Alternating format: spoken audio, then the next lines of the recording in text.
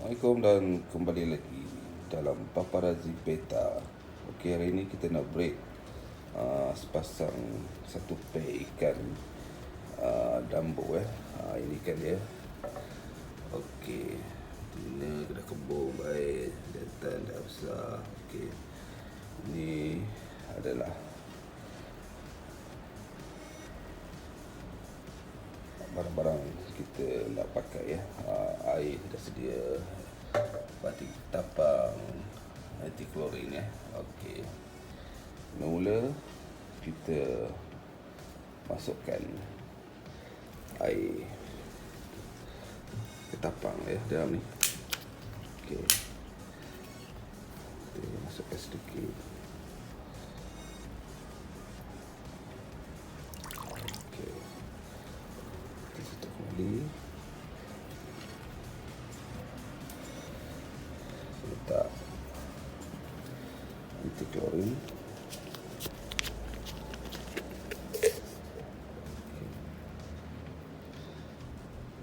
Okey, sedikit saja.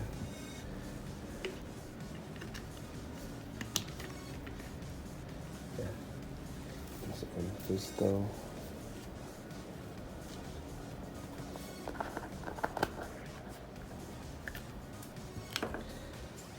Dalam dua biji.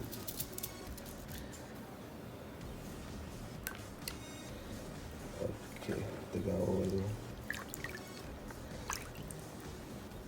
Okey, kemudian kita masukkan daun pisang sedikit ya, yang kering. Okey, ini untuk infus suria. Masukkan pisang sedikit.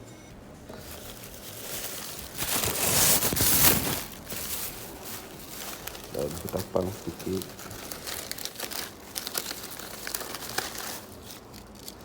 Okey. Okey. Kita tunggu dalam 10 minit ya. Okey, kita sudah ready untuk masukkan jantan dan betina. Kita masukkan dia dulu. Okey, pelan-pelan. 1, 2, 3. Okey, ini untuk sesi pengenalan ya. Untuk sesi pengenalan kita tutup dulu yang betina ya. Okey, kita tutup. Ya, kita tutup. Biar mereka bermesra-mesraan, kena kenalan dalam masa 1 hari. Okey, jangan lupa letak plastik ya di tepi ni. Okey, kita letak plastik untuk dia buat buih, untuk ikan jantan buat buih.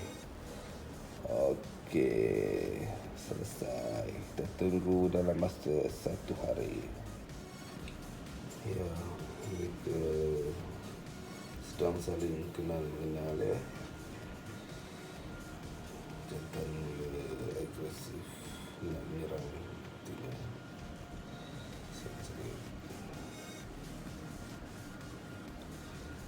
Itu agresif ya.